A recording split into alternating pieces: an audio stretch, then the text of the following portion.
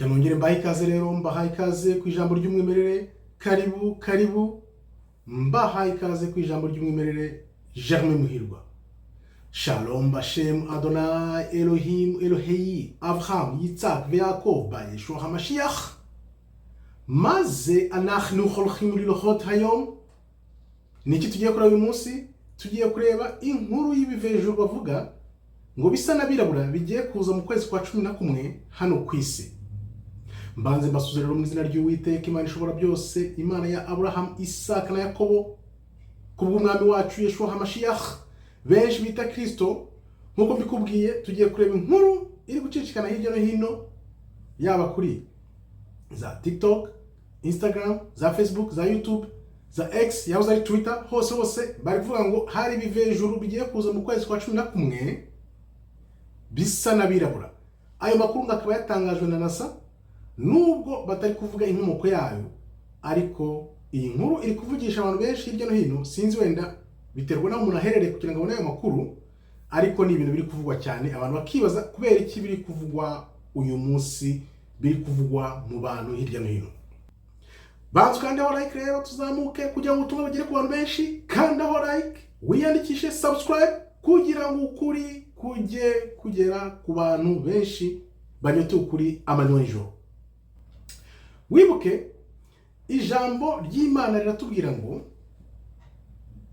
uramenye ntihazagire ukuyobya, kuko birashobotse umubisha Satani ashobora no kuyobya intore. Bivuze iki rero? Satani uko akora, akoresha propaganda. Nuvuga ngo izi nkuru ziri gukwirakwira hirya no hino ziri kuva he? Ziva he? Zigamije iki? Ese message babashaka gutanga ni yihe? Reka nkubwire ukuntu Satani akora. Nukuvuga ngo bikomeje kuvugwa cyane ko Kristo yari umwirabura, ubwoko bw'Imana bwarabirora. None bari gufatanya ibyo bivejuru bigiye kuza bakabigira abirabura.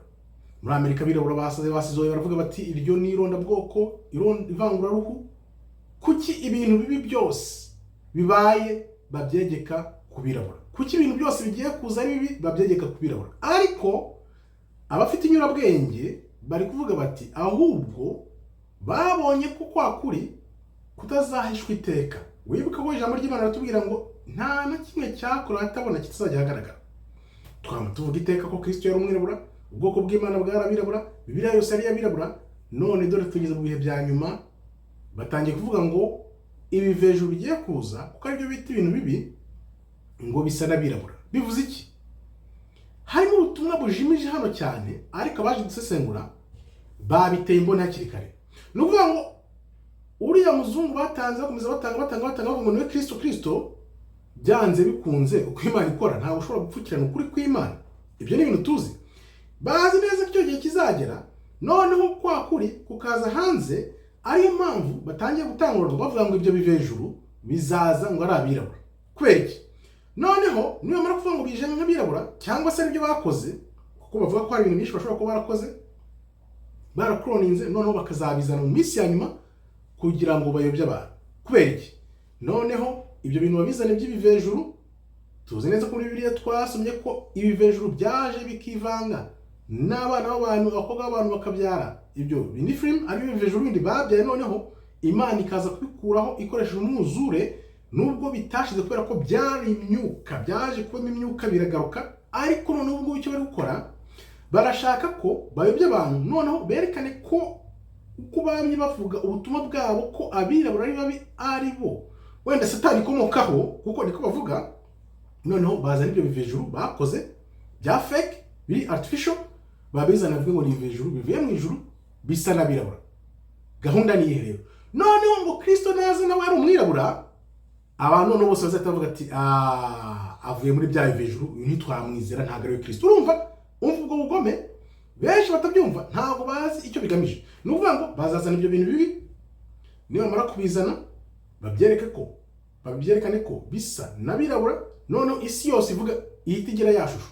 Propaganda uko ikora ugomba kwisobanukirwa. Bakwereka ikintu kibi, noneho ni cyiza gise na cya kindi kibi, ntusobanukirwe uhita uvuga uti ibintu bari kumbwira nibyo nabonye birasa. Noneho ubona bisa uhita uvuga uti no, uyu ni abakristo. Ukomeze utegereje mu kirere, ukomeze utegereje wa muzungu baguhaye, twarikubwiye kuko Satani nawe arareba akavuga ati ibintu ubwoko bw'Imana ko maze gukanguka, ko Imana yavuze ngo icyo gihugu muzamurimo mu minsi ya nyuma, mu bihe bya nyuma, muzongera mwibuke mumenye abo muri bo. Impamvu narebye nkavuga nti kuki batarwanya abirabura birirwa bavuga muri bo bwoko bw'Imana ngo nijoro? Ni benshi cyane, bakwiriye Amerika yose, bikwiriye ahantu hose, bimaze no kugera muri Afurika, kubera ko ntabwo bashobora kubarwanya ngo bashobore. Urumva bana barwanyije byahita bitanga yasho n'isura yuko koko ari bo bwoko bw'Imana baramutse babarwanyije. Niyo mpamvu babareka, niyo mpamvu batureka tukavuga tukekana ko ubwoko bw'Imana bwarabirabura, Kristo yari umwirabura 100% bidasubirwaho, ntibagire icyo bakora kuko bazi ko baramutse babirwanyije baba ahubwo bishyize hanze. Bamenye ubwenge rero, barabiretse. None baravuga bati aba bantu reka tubareke bakomeze babyigisha, ariko ni wa mugambi w'Imana nyine, dukomeza kubyigisha, bizahindura benshi mu myaka 5 abo bose bazameze kumenya ko Kristo na Bibiliya yose byarabyibirabira. None abazungu rero bakavuga bati okay, turabaretse. Niyo twabareka gute? Nitwe dufite imbaraga, nitwe dufite power. Bazi ko bagifite ubutware nyine. Imana yarababwiye iti muzatiga kugeza igihe cy'abanyamahanga kirangiye, until the time of the Gentiles is fulfilled. That time of the Gentiles iri kuba fulfilled. Icyo gihe cy'abanyamahanga, igitabo cyabo kiri gufungwa, igihe cyabo kiri kurangira. None rero bararabye baravuga bati tuzakoresha gahenda abana, tubareke, noneho ibyo bavuga tubigire zero gute? Tutabyitaho. Iyo umuntu ashaka kugira ngo ntabwo agaciro, abazi ko ibyo bintu uvuga bitazagira agaciro, ariko ni igihe gusa. Bo baravuga bati igihe kirageze. Tugenze gute rero kugira ngo ubutumwa bwabo nibi bigisha ko ari bo birabura, ari ubwoko bw'Imana na Kristo yamwirabura, tuzabihangara gute? Tuzabigenza gute? Tugomba gukora ibyacu twikoreye, tukazana ibyo bivejuru, tukabwira tuti dore ibivejuru bisa namwe babirabura, nimwe babi. Kubera ko bavuga ko abirabura nyine ni babi, nta no dure n'ubwoko bw'Imana, kubera ko bumva ko bagifite za mbaraga bazakoresha ikoranabuhanga cyangwa ibindi byose bazakoresha kugira ngo bayobye abantu. Noneho kubera ko benshi nyine bibereye mu buyobe bazabikurikira. Urubyumva? Noneho bose bajye mu irimbukiro. Ariko twakubwira tuti iyo propaganda ije uyu munsi, byinshi bivuga, urabona ko iyo bagiye gukora ibintu byazo bikuze, baramaze bagasunika propaganda igakwirakwira ahantu hose, noneho bakazana wenda igihabanye nacyo, bakazana ikindi kintu. Nuvuga ugomba kwitonda ugashungura ukareba. Niyo batangiye kuvuga ibyo bivejuru bizaza bisa n'abirabura mu kwezi kwa 11, turi mu kwa 8, hasigaye amezi angahe? 3 yonyine. Ibyo bintu bari kuguteguza, baraguteguza iki? Niki kigiye kuba, niki kigiye kuza ku isi. Nuvuga ugomba gushungura icyo bakubwiye. Bya biri Kristo yatubwiye. Niba kubwira ngo nguye ari hano mu mazi ntuzajye kuko ifi zawe yagutanzeyo, niba kubwira ngo mu kirere ntuzajye inyoni zaza gutanzeyo, hama hamwe utegereze, ufate igihe urebe uko ibintu bimeze. Urugero ni biriya bintu bya 2019 2020 twarababwiye tuti mutegereze, mwihangane, nta mvura idahita. Ko burya wa mwijito w'ikinonko ugira ngo imvura ntizaba, ariko nanone ya mvura iguye irahita. Tegereza urebe, ushungure. Nibaza n'ibintu bagushumurije ibintu, hama hamwe utegereze, ufata ukwezi kwa mbere urebe aho bijya, ukwa kabiri, ukwa gatatu, yewe n'amezi 3 n'umwaka utegereze. Wihangane, kuko ni wihangane ukageza ku nyuma nibwo uzakizwa. Twarabibonye, babwiye abantu ngo mugende mufata ibintu barabasunika.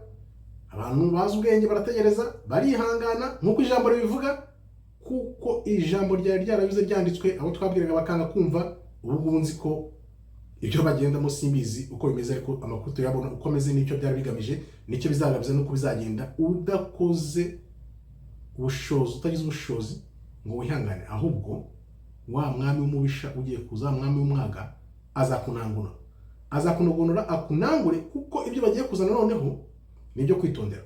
Izi propaganda z'ibivejuru by'abirabura bigiye kuza mu kwezi kwa 11 bigamije iki? Bitegereze, dukomeze tubitegereze, turebe icyo bigamije. Ariko icyo tuzi cyo nuko bigamije kuyobya abantu, kugira ngo abantu nyine batazamenya ko ubwoko bw'Imana bwarabirabura. Ijambo ry'Imana, Bibiliya yose yarabirabura, Kristo yari umwirabura. Nawe ibaze ibaze nawe kuvuga ngo ibiva hejuru bigiye kuza kandi bisa n'abirabura. Aha ndakurikiye, kandaho like, ubutumwa bugere ku bantu benshi cyane, namwe mukomeje kwiyandikisha ndabashimiye cyane. Imana ikomeze ibarinde, ni iby'agaciro. Abashaka ukuri, abashaka kuza mu kuri, muze mukurikira ukuri, kuko niba nta kuri kuri muri weho ntabwo uzabona Imana. Shaka ukuri, kunda ukuri, usangize abantu ukuri, kuko ukuri kubohora imbohe. Murakoze rero, Imana ikomeze ibarinde. Shalom, shalom, todahaba, tov meyo.